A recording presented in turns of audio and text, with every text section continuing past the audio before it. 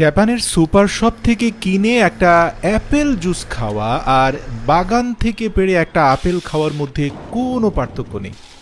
আজকের ভিডিওতে আমি দেখাবো তরতাজা গাছ পাকা অ্যাপেলের জুস কিভাবে বের করে বাজারজাত করা হয় জাপানের মার্কেটে। সত্যি কথা বলতে যে জাতি যত বেশি সৎ খাদ্যদ্রব্যর ব্যাপারে, অন্য যে কোনো সার্ভিসের ব্যাপারে, সে জাতিকে আল্লাহ তাআলা তত বেশি দুনিয়াবি সফলতা দান করেন। আমার পরিচিত একজন বলেছিলেন, বাংলাদেশের জুস খেয়ে যত মজা পাই পৃথিবীর কোথাও জুস খেয়ে এত মজা পাই না।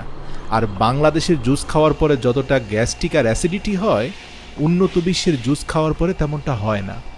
প্রিয় দর্শক, এই মন্তব্যের ভিতরেই আমাদের স্বভাব আর আমাদের পরিণতি লুকিয়ে আছে।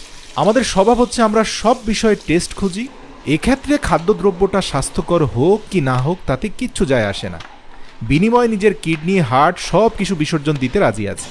কিন্তু উন্নত বিশ্বের কথা হচ্ছে খাদ্যদ্রব্যর স্বাদ কেমন হলো তা দেখার বিষয় নয়, খাদ্যটা 100% স্বাস্থ্যকর হওয়া চাই, এটা 100% ন্যাচারাল হওয়া চাই। প্রিয় দর্শক, স্ক্রিনে আপনারা দেখতে পাচ্ছেন জাপানের বাগান থেকে 15-20 কেজি ওজনের ঝুড়িতে করে তরতাজা গাছ পাকা অ্যাপেল একটা ভ্যানে করে ফ্যাক্টরিতে নিয়ে আসা হচ্ছে এবং এগুলোকে এনে কয়েক ধাপে হালকা গরম পানিতে ভালো করে ধুয়ে পরিষ্কার করে স্ম্যাশ করে সরাসরি সেখান থেকে নিংড়ানো জুস বের করা হয়। প্রিয় দর্শক, জুস তৈরিকারক এই প্রতিষ্ঠানের প্রত্যেকটা কর্মচারীর দিকে তাকান, কতটা হাইজেন মেনটেন করে তারা এই জুসগুলো বের করছে অ্যাপেল থেকে। এদের হাত মাথা সব কিছু এতভাবে কাভার করা যেন মাথা থেকে কোনো চুল বা